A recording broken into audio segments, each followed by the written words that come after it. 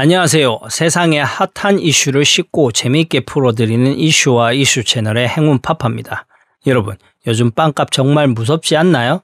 그런데 만약 동네에 990원짜리 고품질 소금빵 가게가 생긴다면 어떠실 것 같으세요? 와, 대박. 매일 사 먹어야지 싶으시죠? 최근 361만 유튜버 슈카월드가 바로 이 일을 현실로 만들었습니다.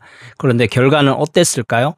소비자들의 폭발적인 환호와 반응을 보였는데 동네 빵집 사장님들에게선 거센 항의와 눈물이 터져 나왔습니다. 좋아할 줄만 알았는데 라며 고개 숙인 슈카. 오늘 우리는 이 990원짜리 소금빵 하나가 대한민국을 어떻게 뒤흔들었는지 그 불편한 진실에 대해 이야기해 보겠습니다.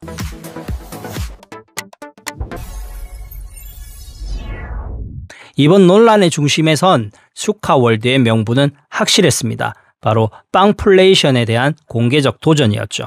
그는 빵값이 미쳐 날뛰고 있다고 진단하며 가장 낮은 빵을 만들어 시장을 흔들어 보겠다고 선언했습니다. 이 도전을 위해 그는 공급망 혁신이라는 칼을 빼들었습니다. 원재료를 산지에 직접 조달해 중간 유통 마진을 없애고 빵 모양을 단순화해 생산 효율을 높이고 포장을 간소화해 부대 비용을 줄이는 등 합리적인 비즈니스 모델을 통해 990원이라는 파격적인 가격을 실현했다고 설명했습니다. 고물가 시대에 지친 소비자들 입장에선 시장의 불합리를 바로잡으려는 영웅과도 같았습니다. 하지만 동네 빵집 사장님들에게 그는 파괴자였습니다. 그들은 우리 소금빵 원가만 해도 1,000원이 넘는다며 990원은 구조적으로 불가능한 가격이라고 절규했습니다. 이게 무슨 말이냐고요? 동네 빵집은 장인의 저주에 걸려있다고 할 수 있습니다. 숙련된 제빵의 기술, 고품질의 재료 같은 동네 빵집의 가치가 가격 경쟁에 오히려 발목을 잡는 족쇄가 된 거죠. 제빵업계의 인건비가 전체 원가의 28.7%로 일반 제조업의 3배가 넘는다는 통계가 이를 증명합니다. 게다가 한국은 밀 소비량의 99%를 수입에 의존하기 때문에 국제 곡물 가격이 환율이 조금만 흔들려도 원가가 요동칩니다.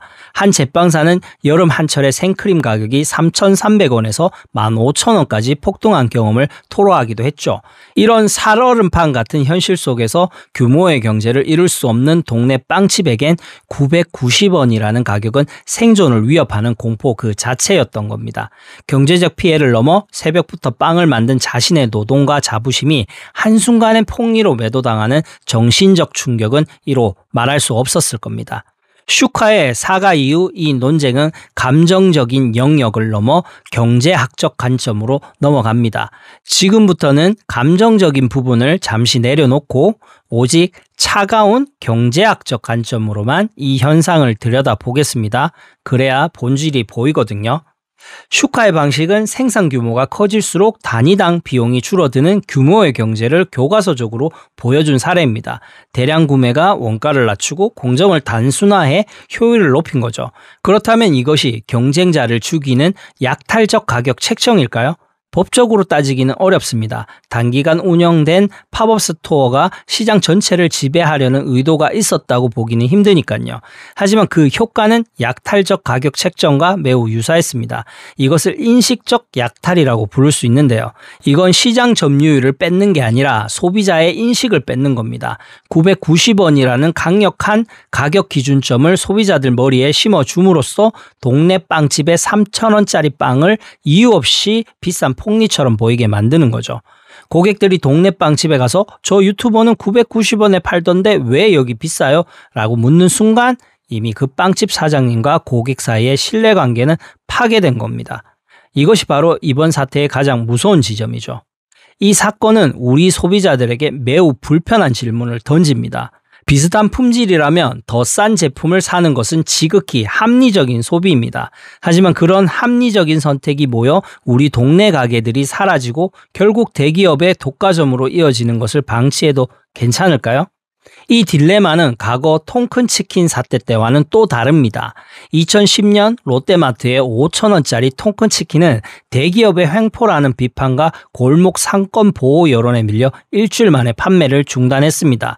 그때의 악당은 대기업이었고 대중은 골목 상권 편이었습니다. 하지만 2022년 홈플러스의 6,990원짜리 당당치킨은 어땠나요? 폭발적인 환호를 받았습니다. 왜일까요? 극심한 인플레이션을 겪으며 소비자들의 분노의 대상이 대기업에서 배달비까지 붙여 3만 원에 육박하는 치킨을 파는 프랜차이저 본사로 바뀌었기 때문입니다. 소비자들은 대형마트를 골목 상권의 약탈자가 아닌 폭리를 취하는 프랜차이저에 맞서는 동맹군으로 인식하기 시작한 거죠. 990원 소금빵 논란은 바로 이 당당치킨 서사의 연장선에 있습니다. 빵값이 너무 비싸다는 소비자들의 불신이 팽배한 상황에서 슈카월드는 단순히 싼 빵을 판 게 아니라 이것이 합리적인 가격이다라는 설득력 있는 서사를 함께 제공했습니다. 정보에 기반한 현대 소비자들의 마음을 파고든 아주 강력한 시장 교란 방식의 등장이었던 겁니다. 결론적으로 이 이야기는 단순한 영웅이나 악당은 존재하지 않습니다. 결국 이 이야기는 빵 하나에 자신의 철학과 인생을 담아내는 사람의 속도와 가장 싼 값에 가장 많은 빵을 만들어내는 자본의 속도가 충돌한 이야기입니다.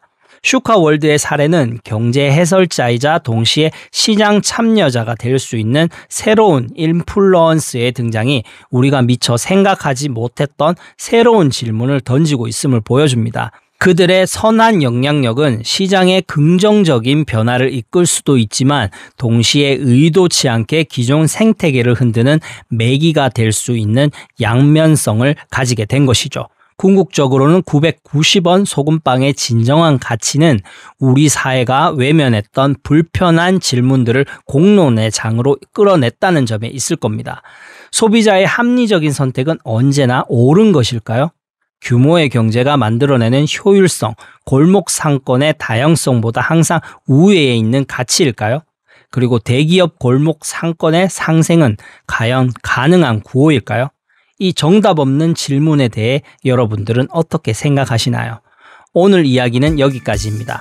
저는 다음에도 더 흥미롭고 유익한 이야기로 찾아뵙겠습니다. 오늘의 영상이 유익하셨다면 좋아요와 구독 그리고 알림 설정 잊지 마세요. 그럼 다음 시간에 만나요. 안녕.